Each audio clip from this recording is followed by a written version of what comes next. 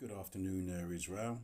House of King David, to the saints, to the elect. I hope you're all doing well. In the name of our Lord and Saviour, the God of the Holy Bible, the God of heaven and earth, Jesus Christ. Okay. Now, what I'm going to show you is the hypocrisy of the Edomite race. Okay. I want you to see and hear also what Donald Trump is showing and saying. And then I'm going to show you a few other videos showing the hypocrisy and showing that how they target us. We've already known, but how now we can actually see the hypocrisy and how they target us. Okay. This brother is going to explain the start. This is only for fair use and educational purposes. Okay, so this brother's going to bring out the video, and afterwards I'll bring out some other videos as well. Okay, here goes.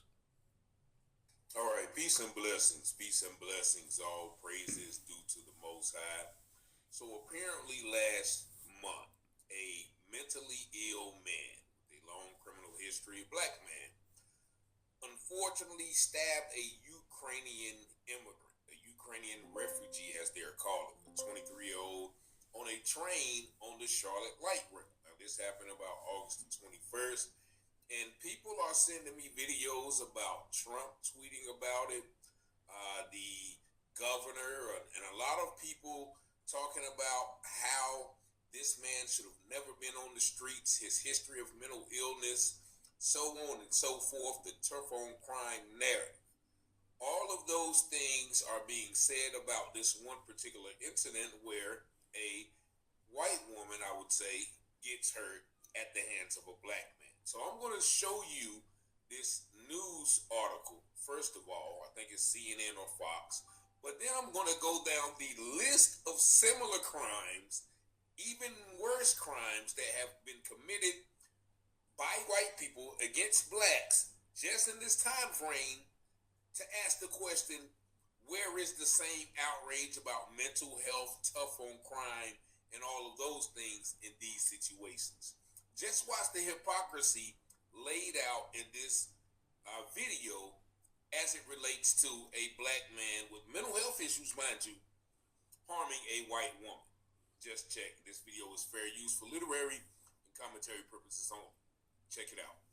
You give 100% so we can. And we are back here for you this evening on Live Now from Fox. I'm your host, Mike Page. Thanks again for joining us. So, well, next up for our top story of this hour, we are going to be talking about what President Trump is responding to, North Carolina officials as well. This was this unprovoked attack that happened on a train in North Carolina. A man who just seemingly doesn't have any conversation with this woman, and then all of a sudden starts to stab her. And we were able to get a screen grab of that incident. You can see the woman does not see it coming at all. The man there with the knife in hand about to do the stabbing. So here's what we know. Officials in Charlotte, North Carolina have faced sharp criticism for failing to keep a man with a history of mental illness, arrest, and erratic behavior off the streets before he fatally stabbed a young Ukrainian refugee on a commuter train last month,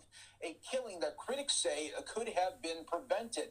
Police say the 23-year-old Ukrainian woman who fled the war in Ukraine only to be killed in an apparently random attack back on August 22nd, was stabbed by a man with a long record of criminal charges in psychiatric episodes. The suspect, a 34-year-old DeCarlos Brown Jr., has served time in prison, been briefly committed for other mental issues, and was arrested earlier this year after repeatedly calling 911 from a hospital. And now the White House, including President Trump is responding to this. The White House putting this on X of President Trump's statement saying, I have seen the horrific video of a beautiful young Ukrainian refugee who came to America to escape the vicious war in Ukraine and was innocently riding the metro in Charlotte, North Carolina, where she was brutally ambushed by a mentally deranged lunatic.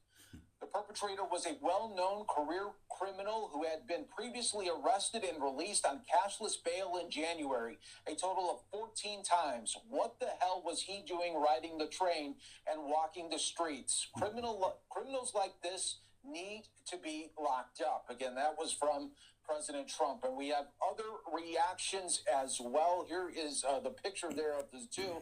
But Speaker Mike Johnson saying an innocent young woman was brutally murdered in cold blood in Charlotte by a man with 14 prior arrests. This never should have happened, but because of Democrats' soft on crime policies, another young person is dead. Where is the mainstream media?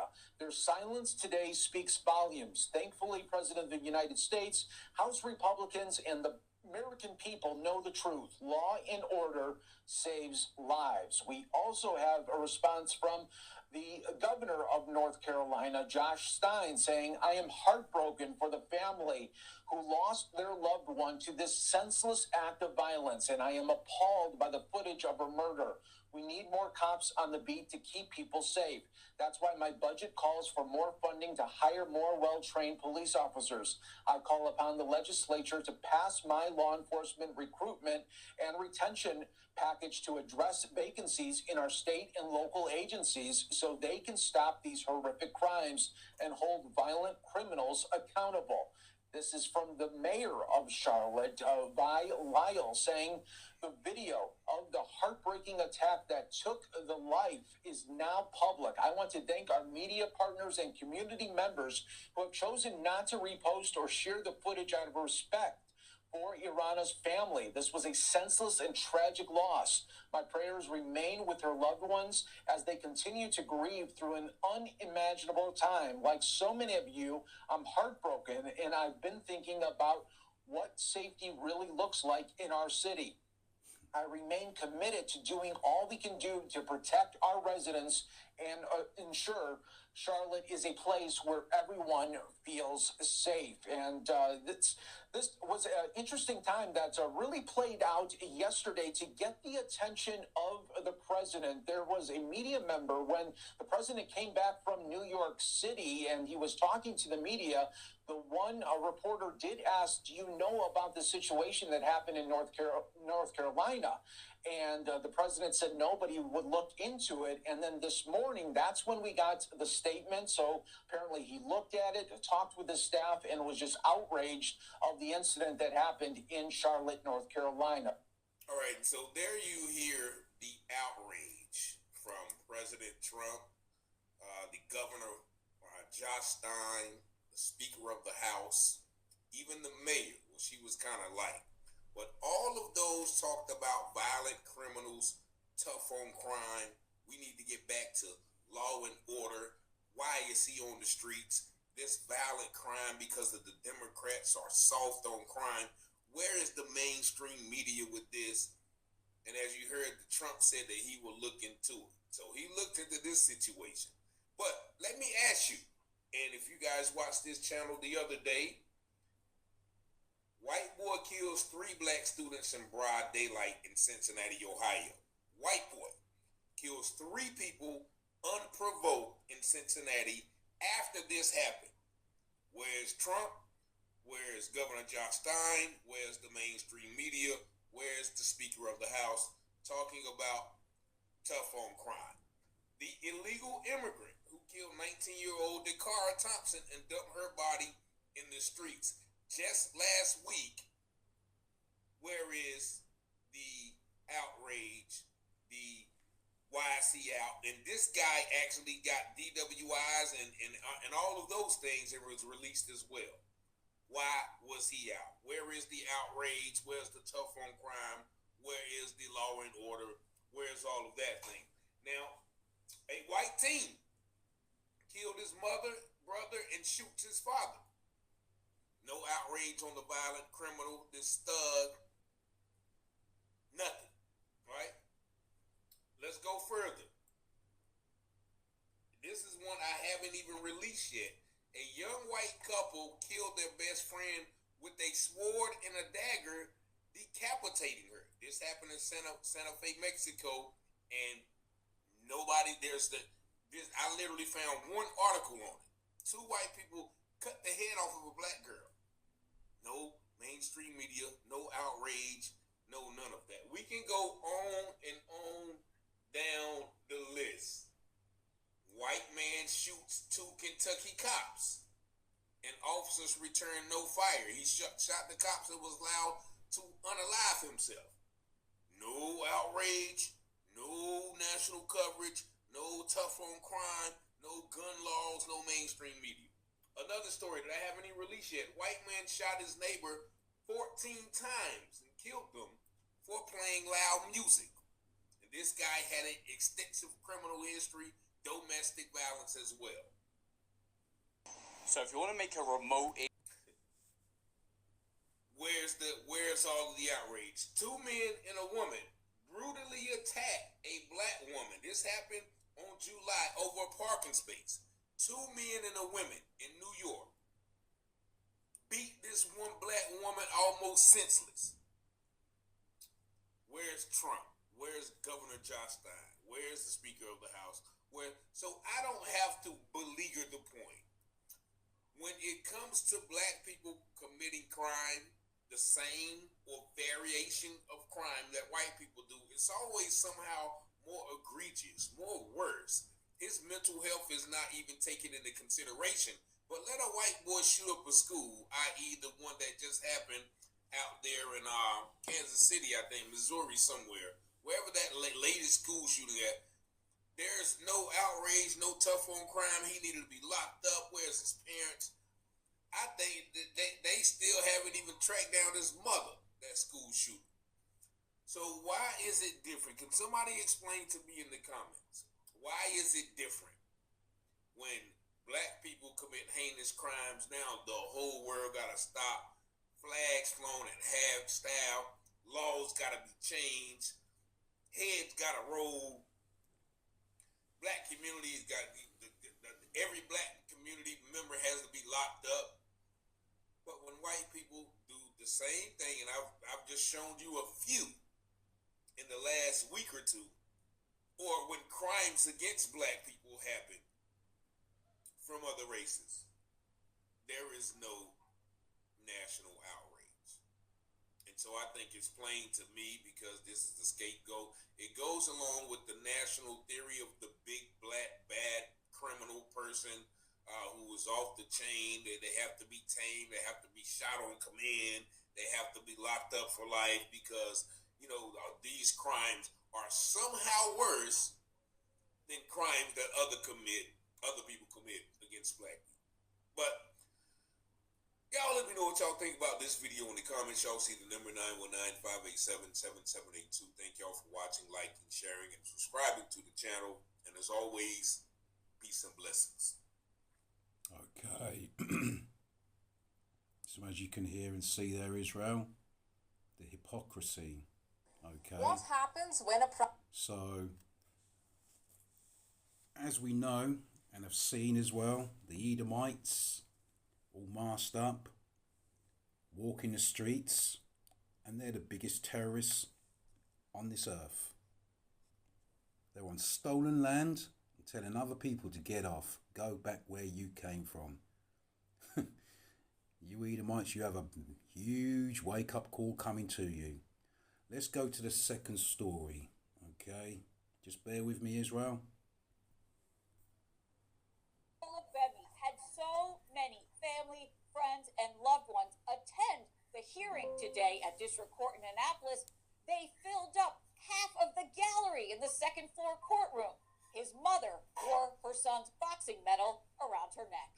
I don't know what justice would look like, honestly. I don't know if there's anything that could be done that would make it any better. As his family and friends continue to mourn the passing of 27-year-old Isaiah Olubemi, The young father and promising boxer who was shot and killed outside his Odenton townhome Monday night.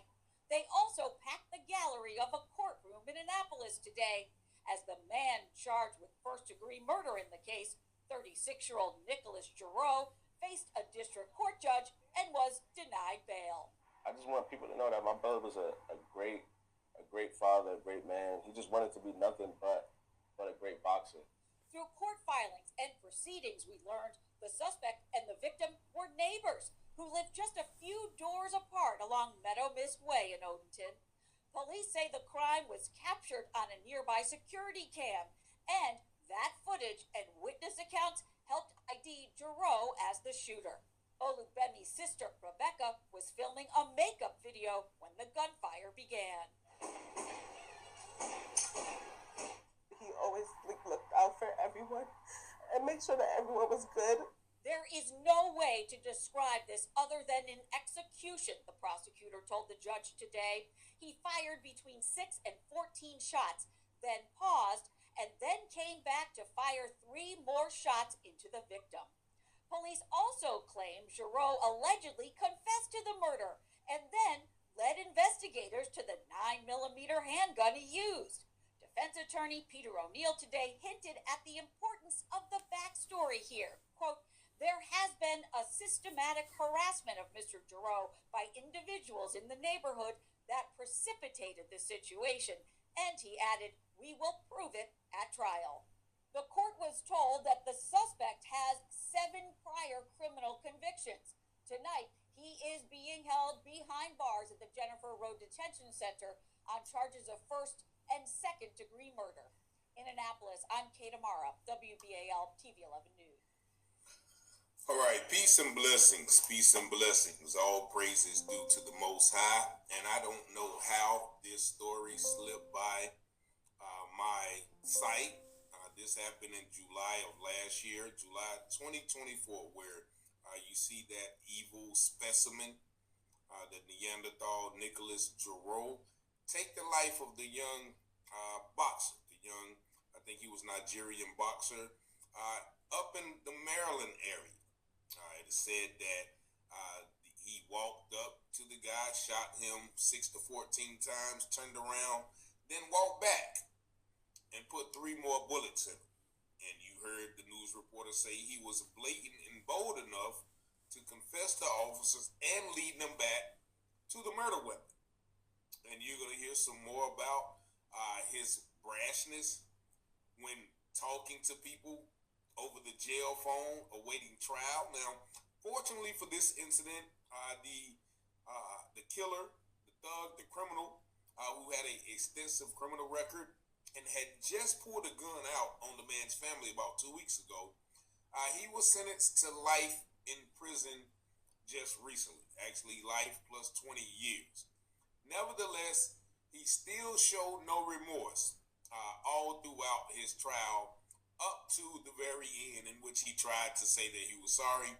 But the judge didn't buy it and gave him that harsh sentence. Now I'm going to play a couple of more videos that gives you a little more detail onto how this all came about and transpired. Once again, these videos are used in fair use for literary and commentary purposes. Instant access to top-tier NVIDIA. At the time of his death, Isaiah Olubemi had just won a national amateur boxing title, and he was the dad to a little 2-year-old boy. He was gunned down by his neighbor right outside of his Odenton townhome, and after pleading guilty in February, that killer was sentenced today. Okay, so let me just pause it there, because these wicked Edomites used to always brag and condemn the so-called Negro, saying that the dad is never in the house. Where's your dad? Where's your dad? Well, the answer is you're murdering the children's father. You're murdering them every single day. Your citizens and your police. So you got some nerve. You got some nerve, you Edomites. Wanted to be the perfect father for Zayden. He was a great example. He was a fighter. He never gave up anything Isaiah wanted to do. He did it. The world lost a gem. I can tell you that without any doubt. It's the loss for the world. 27-year-old Isaiah Olubemi's family members outside the courthouse today after the sentencing hearing. His sister and his uncle both delivered victim impact statements today, and after that, the killer of the 27-year-old amateur boxer and father of a 2-year-old boy was sentenced to life plus a consecutive 20 years in prison. Even up until the last minute, Mr. Giroux was still showing his hatred and his animosity, and it's very disturbing. And I think it's a wake-up call that we have to not think of people by the color of their skin. The hearing today equal parts heartbreak. Bit late for that now, isn't it, though? Bit late for that now. And horrifying. The court was shown surveillance video that showed Nicholas Giroux shooting his neighbor 15 times as Isaiah yelled out 8 times for his father. And then the court heard a series of recorded jail calls from July, August, and September after the murder, in which the defendant was heard mocking his victim, bragging about the incident, and laughing about it too. It's senseless. It's senseless. Great guy. I miss him. I miss him. The defendant did speak in his own defense. He said, "I'll never forgive myself for what I've done. It was wrong." The judge wasn't buying it, though, and cited those comments in the recorded jail calls before sentencing him to life plus a consecutive 20 years. And so you hear the prosecutor struggling to say that we have to look at people other than the color of their skin. But it's evident that this white man felt that the color of his skin made it justified to take this man's life, so much so that he laughed about it during jail calls. And I'm going to tell you some of those statements that he said after I play this last video. And this one tells you a little bit about the history of, or the so-called history and the reasonings behind why the evil killer, Nicholas, felt it was necessary to take this young man's life. Just watch. The prosecutors say the shooter, Nicholas Giroux, had been upset for years because he felt his neighbors were making too much noise, and that is why last year that shooter went over to the house with a gun and shot Isaiah Olubemi 14 times. Today in court, we heard jailhouse calls in which the shooter bragged to his friends about killing the up-and-coming boxer. Okay, just one more pause because, you know, I had the same incident. I've spoken about it on video before as well, where the same thing. I had neighbours above me making so much noise while I was trying to do my videos on the scriptures. You know, I could hear the noise and what have you, and it was infuriating. And that you know, I had that for 2.5, almost 3 years, until I was able to, you know, move out the property and find a new one. But as you can see, the mindset of the Edomite is to go and take a gun, a weapon, and to eliminate the noise by murdering them. That's their mindset, because they are natural born murderers, natural born killers. Look at their history. You know a tree by its fruit. Look at their history.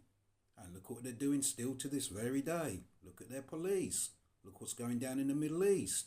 Who's dropping bombs? Who's killing by the tens and thousands? That's their history. That's their spirit. And that's their culture. Isaiah Olubemi had dreams of being a professional boxer and also loved spending time with his young son. In May of last year, he had reached a big milestone, winning a prestigious Golden Gloves national championship. Olubemi would be shot and killed by his neighbor just 3 weeks later. The world lost a gem. I can tell you that without any doubt. It's the loss for the world, because Isaiah had so much to offer, and he was just cut short at the prime of his life. The family's neighbor, 36-year-old Nicholas Giroux, later pled guilty to first-degree murder. Prosecutors say he had also threatened the family with a gun just a few weeks before that because he felt they were making too much noise. According to prosecutors, Giroux assumed with no evidence that the family was selling drugs. Court records show Giroux himself had several prior drug charges in Virginia on the night of the murder. The victim's sister was filming a makeup video when Giroux opened fire outside.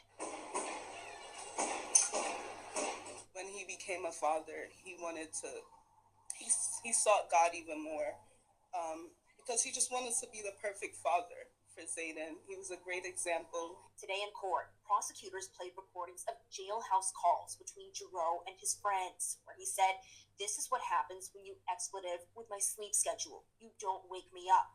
I just did the state of Maryland an expletive favor. I still want my Medal of Honor." And he also bragged about how the victim was screaming for his dad.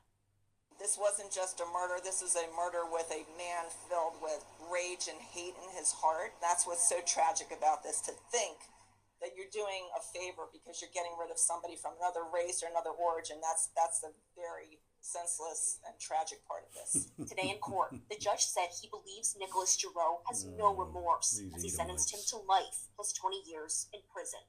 Now, Giroux's defense attorney tried to argue his client has changed and has been going to Bible study to try and be a better person.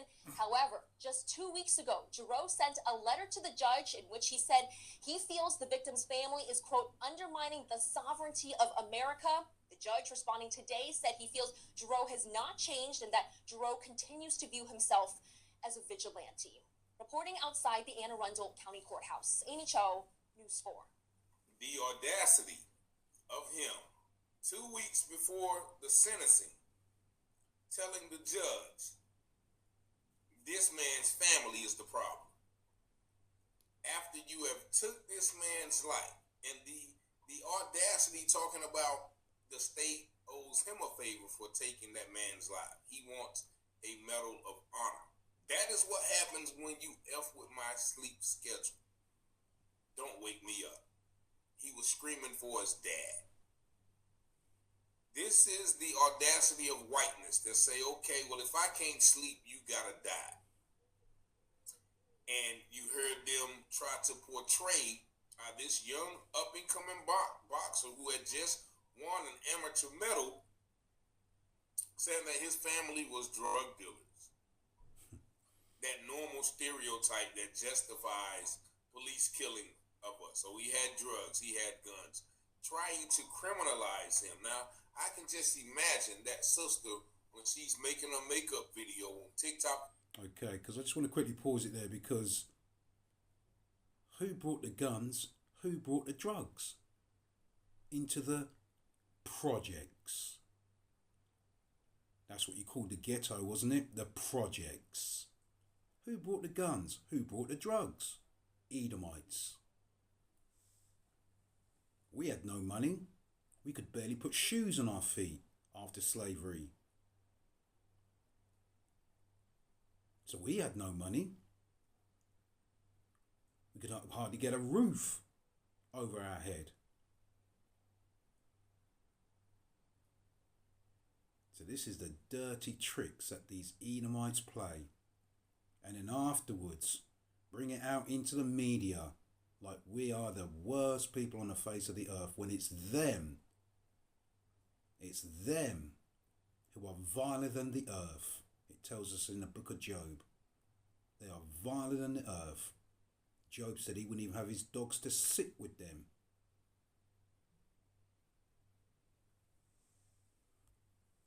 Whatever, hearing those gunshots and just thinking, oh, somebody's shooting outside. Not knowing that it was a neighbor taking the life of her 27-year-old brother, the father of one. A black man who was doing everything possible to stay positive and make something out of himself, to do something for his family, and possibly even his country, and being a professional or maybe an Olympic boxer. And this criminal thug degenerate drug addict takes it upon himself to take his life because the music was too loud. It reminds me of that situation that happened in Florida some years back, where 3 teens, a white guy got out of his car and shot 3 teens and told them, to turn their music down. Stop risking your own.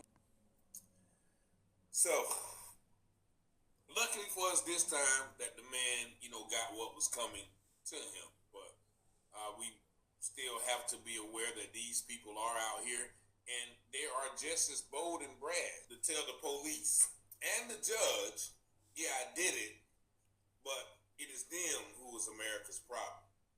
Fortunately, we're not living in the 18 or 1900s when people was able to let that fly. Luckily for us, unfortunately for that family, the judge didn't let that fly as well. But y'all let me know what y'all think about this another act of blatant racism, white supremacy towards black people here in America in this day and age, the year 2025, the year of our Lord. Y'all let me know what y'all think in the comments. Y'all see the number. Now, of a woman accused of killing one of her romantic partners with a sword has pleaded guilty. And we want to warn you, you might find some of the details of this crime disturbing. Police say Kiara McCauley nearly decapitated the woman in the garage of her mother's home. That was back in 2022. That woman was Grace Jennings, just 21 years old. Police say both McCauley and her boyfriend were romantically involved with Jennings. McCauley pleaded guilty yesterday to second-degree murder in exchange for testifying against her boyfriend. He's accused of coercing her to kill Jennings. McCauley now faces 30 years in prison. That's twice the time a second-degree murder charge normally carries, but the deputy district attorney says the extra time is for the, quote, brutality of the killing.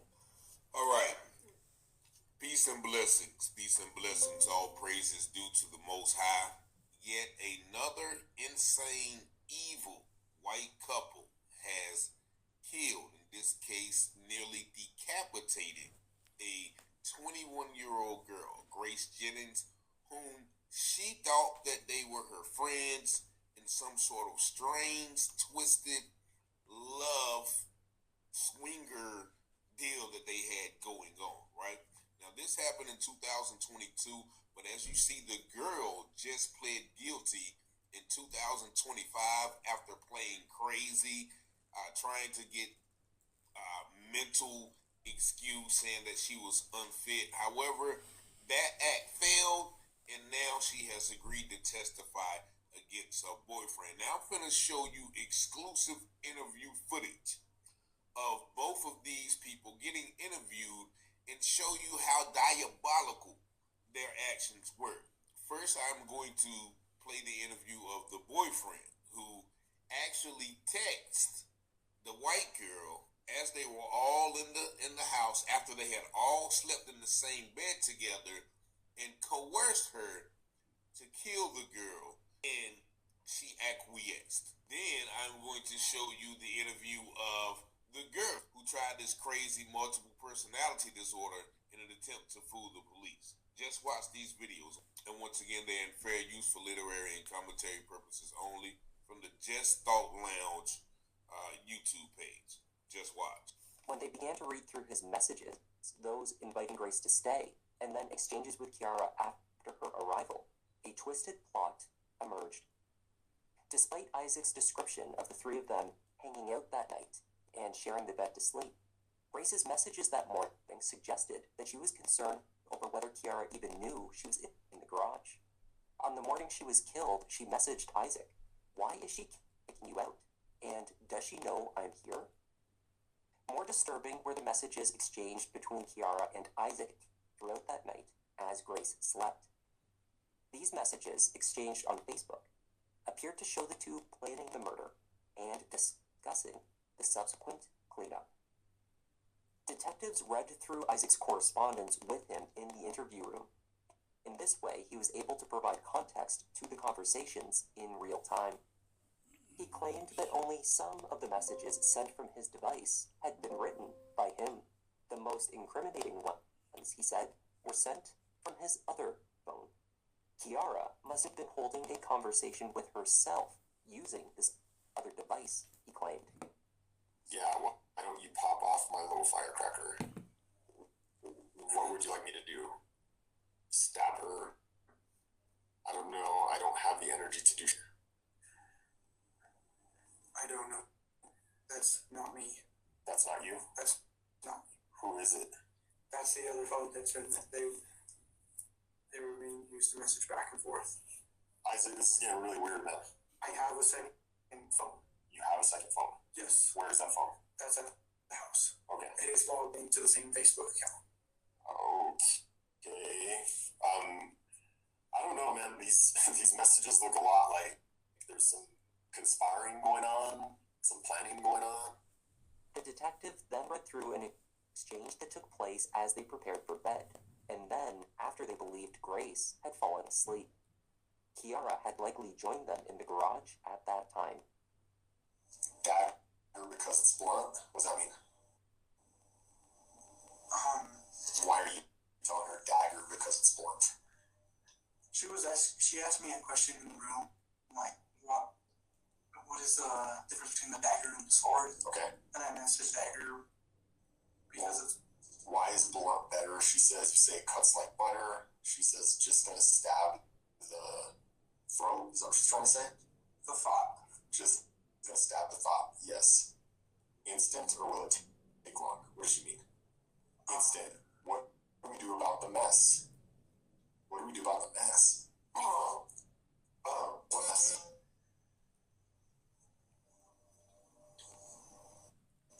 We burn it and align new blankets of bed. What's going on here, Isaac? I was talking to her and... What mess? She was talking about... She said was going to stab the thought. And I thought the thought, like, she was poking the thought that was in her head about her dagger. Okay, what about the mess? What mess? She had made a mess in the bed. What kind of mess? A poop mess. A poop kind of mess? Yes. We burn it and align new blankets in bed? Yeah. But until we can, I love these sheets and my favorite fuzzy blanket is here. I know. Just intense wash tomorrow. Hydroperoxide and ice. Washer will get it out, yes. Can you help this time? Yes. I am just waiting for you to make the first move. What does she mean I'm waiting for you to make the first move? She will wait till sleep. Shall we wait till sleep? So she pooped herself last night? Yes. And did you guys wash the sheets?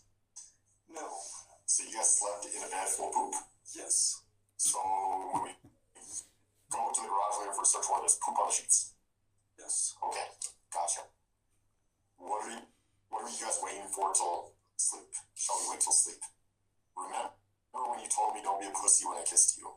Yeah, bro. We will have to take care of the mess ASAP after we finish. We will have to take care of the mess. I thought she already pooped herself.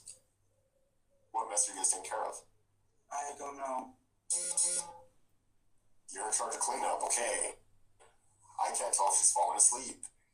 It feels like it, and her feet are on my side. I wish you'd make the first move for once. Remember, you'll move up the ranks, plus you get perks in the black market since this is your first. Your first what? See that? First murder. First murder. Let's see what he answers though, because he's been lying all the way through. Isaac, what the hell happened? Tell me what happened. For real? Can we stop making up lies about these messages? What the hell happened last night? Isaac did not admit to luring Grace to the McCulley house with the intent to kill her.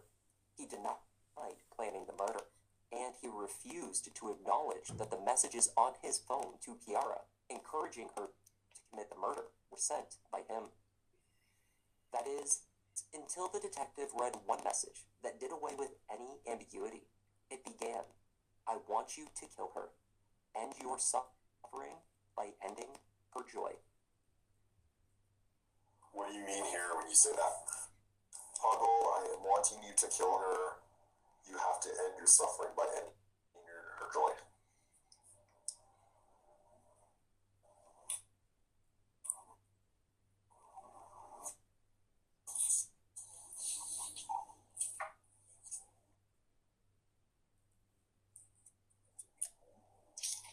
I do what it means. You meant what it says in that text? Yes. Why? Come on, man. Help me make sense of all this, dude. She was bringing great suffering to Kiara. Who was? Grace. Grace was bringing great suffering to Kiara? Yes. And that's why you wanted Kiara to kill Grace? Alright, so we're going to stop it right there. Now, you heard this evil son of Sam, Charles Manson, John Wayne Gacy, Ted Bundy style murderer plot and to kill a girl that he was out in the garage with. Now, apparently, Grace was with Isaac before, and Isaac had got with this girl, Kiara. Now, Kiara had convinced, you know how young white people are. At 19, 18, they had convinced, she had convinced her 25-year-old boyfriend to move in with her. So they had been, I think, together for 4 years, if I'm not mistaken. 4 years. And now, you know, they were engaged to be married. Now, somehow, out of all of the blue, Grace, the black girl, she DMs Isaac and asked her, you know, she needed a place to stay. Now, another article I read that Grace was engaged to another white boy. Now, this goes to a deeper thing, but we'll get to that after we play a little bit of Kiara's testimony. Now, Grace was married and engaged to another white boy. 3 days before her demise, she got into an argument with him, and evidently he kicked her out. So she needed a place to stay. So she went over there. Kiara evidently, you know, let her stay. Or we don't even know if Kiara knew that she was in the garage because they were texting back and forth. Evidently, Isaac was out there laying with her. But all throughout the night, once again, one of them said that they had slept in the same bed together, but it doesn't seem like Kiara was ever in her presence because a later text Grace asked Isaac, does she even know that I'm in the garage and why is she kicking you out? So, evidently Isaac, you know, wanted to, save his relationship or whatever, and get her to kill Grace. But he also mentioned moving up into the black ghost world where she would get perks, and you can even doing that text, you think that they have done this multiple times. That's because right. she even says, well, could you help this time? You know, who's gonna clean up the mess? So, you know, I always go first. You know, so how many black women have they done this to? There you go. Let's go to the testimony of Kiara. Now, here's Kiara. She's in the interrogation room playing daggone Hannibal Lecter or somebody. All she's talking to herself in third person, talking to other people who aren't in the room. She put on this ruse like she was crazy. However, it didn't work, and they finally found her mentally fit. But just check out this next clip. Once again, it's used in fair use for literary and commentary purposes from Just Thought Lounge. Check it out. At any point, did you help Kiara injure Grace or do anything to Grace? No. Kiara McCauley's interview immediately took an unexpected turn when she began to speak with a non-existent person in the room. She then helpfully explained to the detective her self-diagnosis was dissociative identity disorder, a condition previously known as multiple personality disorder. The detective was speaking with Froggy, a persona she described as her stage name. Amongst her personas was someone called Jinx, who she described as the troublemaker. Then was Abby, who was the protective one, Jess or Jessica, who she had not seen lately, and finally, little Kiara. I was trying to sleep.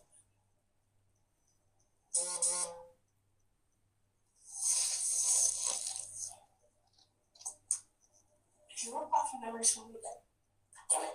Sorry. Who are you talking to? My best guess is that I have DID, but I'm not 100% certain. What's the ID? Dissociative identity disorder. One personality that I haven't seen in a long time. Like, I haven't communicated with her.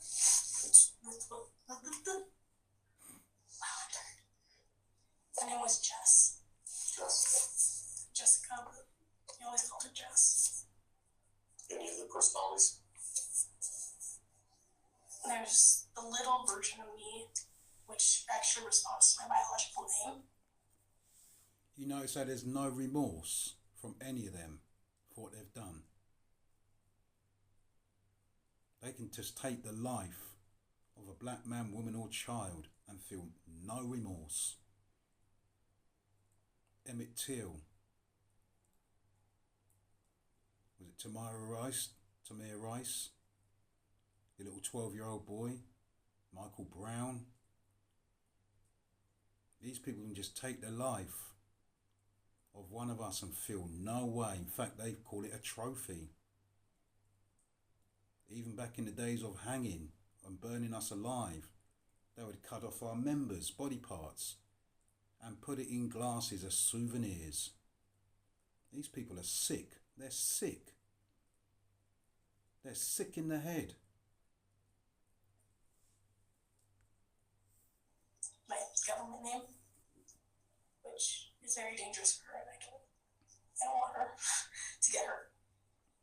Honestly. She responds to Kiara. Kiara, or Froggy, told the detective about her past with Grace.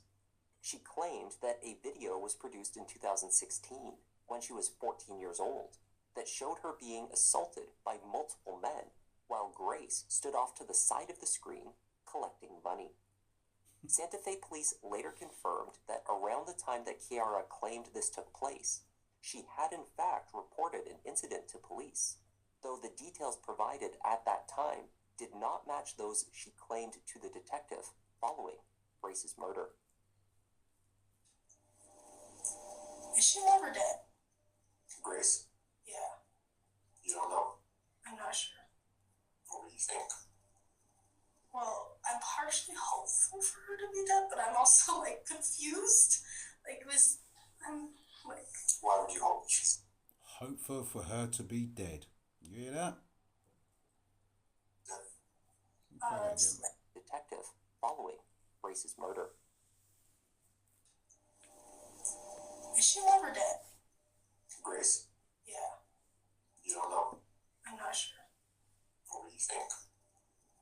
Well, I'm partially hopeful for her to be dead, but I'm also, like, confused. Like, I'm, like... Why would you hope she's dead? I'm still angry at her, but I also have hope that she'd be better, but it's like this frustrating emotion that I can't seem to pinpoint. Mm-hmm. She was the first person I ever loved. Grace was. And the first person to completely destroy me. Part of me hates her guts. It wants to see her dead. The other part wants to see her get better and see if she can admit it. That's the love of the flesh, Israel. That's the love of the flesh. Just fix it. It's like I'm split. I don't know what's the better emotion. Fighting between them is really challenging. Sure. That's why I didn't want her in my home. It's just like, this is too much. Yeah, a lot of emotion. You said that part of you would be okay if she was dead, right? Yeah. It's honest. I like honest people. I don't want to lie. Yeah. Have you ever thought about hurting her or killing her? I've had a couple dreams like that. You had a couple dreams like that? Yeah. Depends dependent on the dream. So there's several dreams. Yes. How many? I've had like a bunch of murder dreams, if you could call that. About a lot of different people. Not just Grace. Yeah. Grace is like the number one. I'm pissed at you. In an effort to explain her condition, Kiara used a video game analogy. It was as though all of her personalities were connected to the same gaming system, like an Xbox. But at any given point in time, only one of them held the controller. The question was, when Grace Jennings was brutally murdered, who was playing the game? So who was playing the game last night? Oh, I felt like I was in control for a little while, and then it just kept getting really foggy, like I was being thrown in a God damn words. You're in control, meaning foggy, right? Yes. That's what I'm talking to now, foggy. That suck. Do you think you killed Grace? I'm not sure. She is dead. That's the dead person found in the garage. Do you have any memory of that?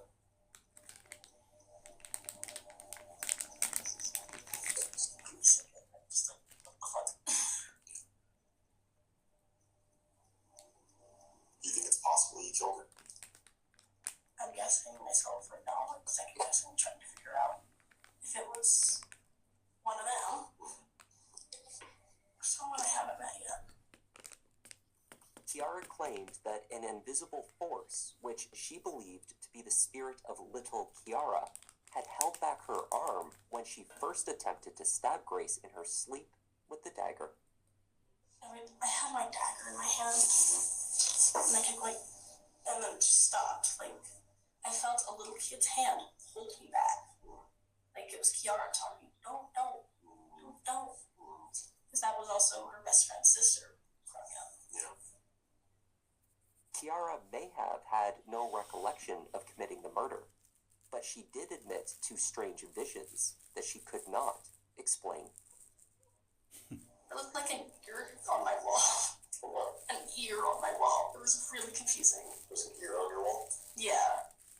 I think that was part of the dreams out. Like a human ear? Yeah. It's like, what the? What did it look like? It looked like one of Grace's, but it had my dagger in it, and the dagger's not that sharp. Yeah. Like, what? All right, so we're going to stop it right there, where Kiara is trying to explain away her evil, murderous tendencies by blaming it on Jinx or Jess or Blinks or any one of the different 5 personalities that were in her head, right?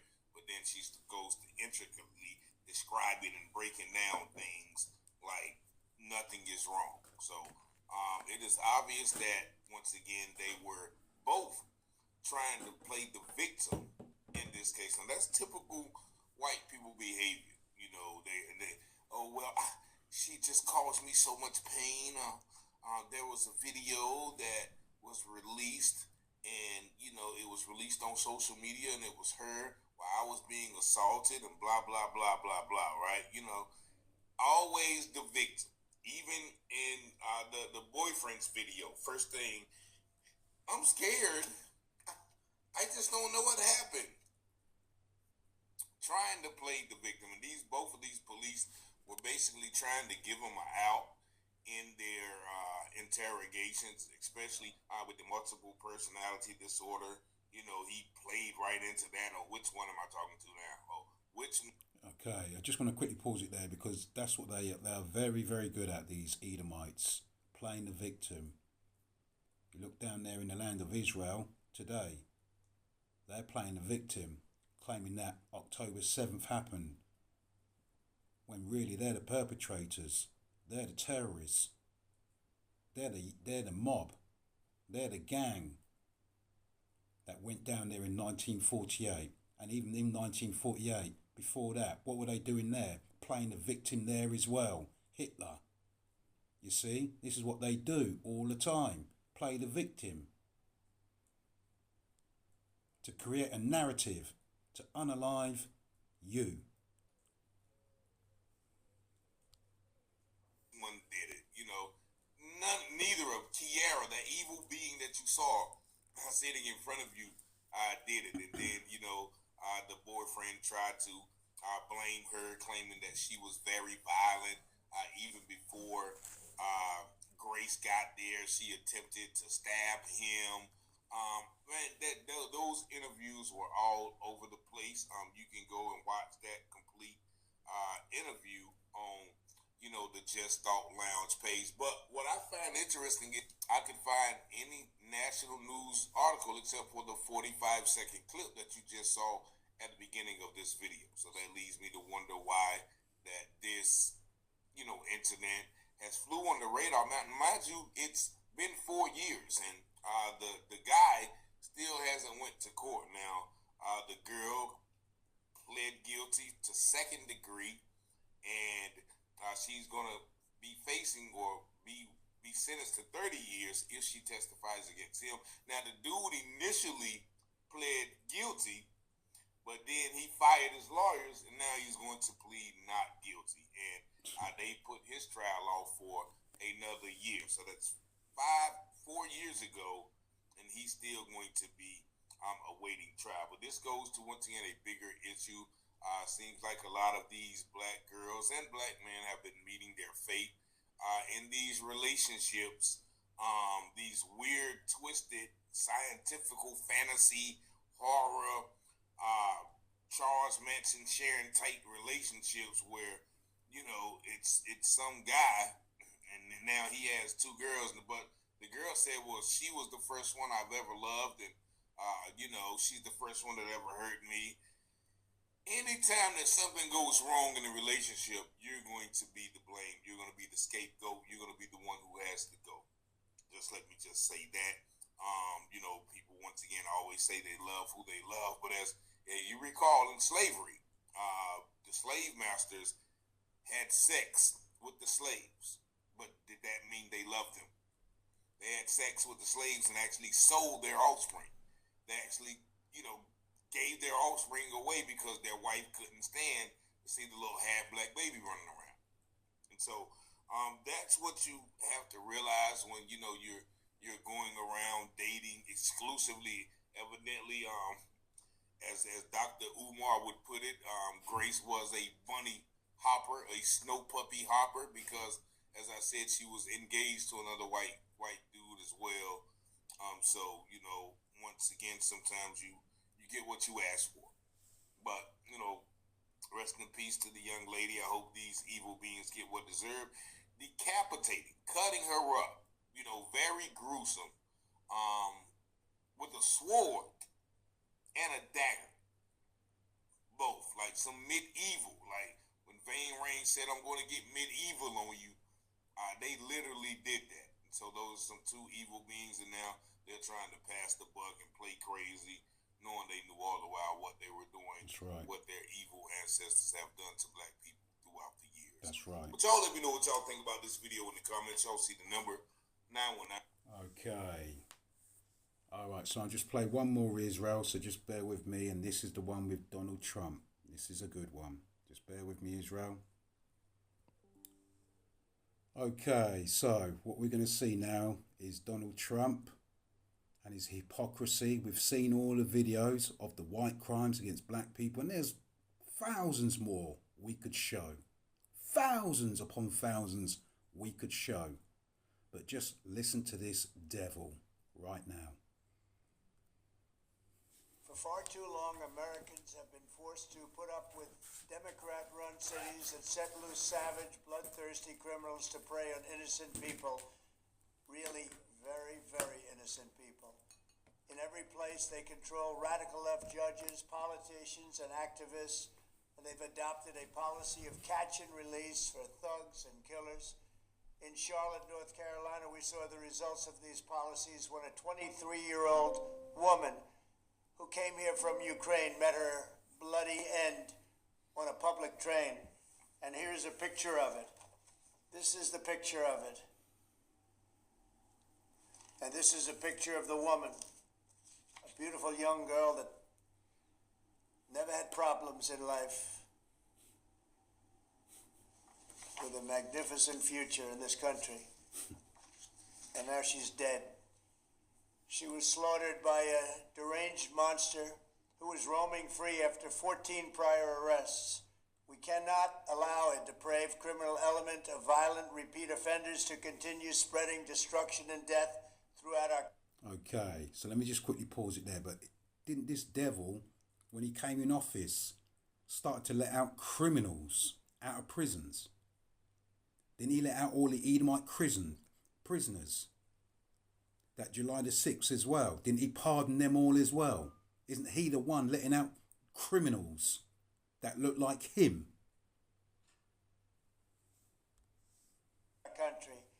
We have to respond with force and strength. We have to be vicious just like they are. It's the only thing they understand. You see, can you understand the terminology, Israel? You see, he's talking about us. That's whom he's talking about. As vicious just like they are. But he says nothing about the crimes that we've just shown and all the crimes that have been done against black people. But he'll come and sit down and bring out this one crime and bring up all this statement on it. 24 of the top 25 most dangerous cities in America are run by Democrat mayors. 50 people were murdered in Chicago in recent weeks, with hundreds being shot. And it's time to stop this madness. The people of our country need to insist on protection, safety, law, and order. We have proven that it can be done because we did it right here in D.C., in District of Columbia. The capital of America was a bloodthirsty, horrible, dangerous place, one of the worst. And now it's a crime-free city, and we're going to keep it that way. It can be done. It can happen fast. All we want is, please, Mr. President, we need help. Chicago needs help. Other cities need help. We'll do what has to be done because we're going to make America safe again. And that includes our big cities. We're going to make those cities safe. Thank you. Okay. Make America safe again. What about great again? Wasn't it going to be great again? Safe again? America will never be safe. This world will never be safe with Edomites on it. That's the bottom line. This world will never be safe with Edomites on earth. And I'm going to end it on that. Okay? So I just wanted to show you the hypocrisy, Israel, of these Edomites, and hopefully some of you Christians who come on here saying that we must love them. They've got salvation. They come into the kingdom as well. Well, go out with a bunch of Edomites and see if you make it home alive. I guarantee you won't. I shall leave it there, Israel. Any questions, comments, please hit me up on that comment board and I will happily get back to you. Have a blessed day in the name of our Lord and Saviour, Jesus Christ. And be safe out there, Israel. Peace out and amen.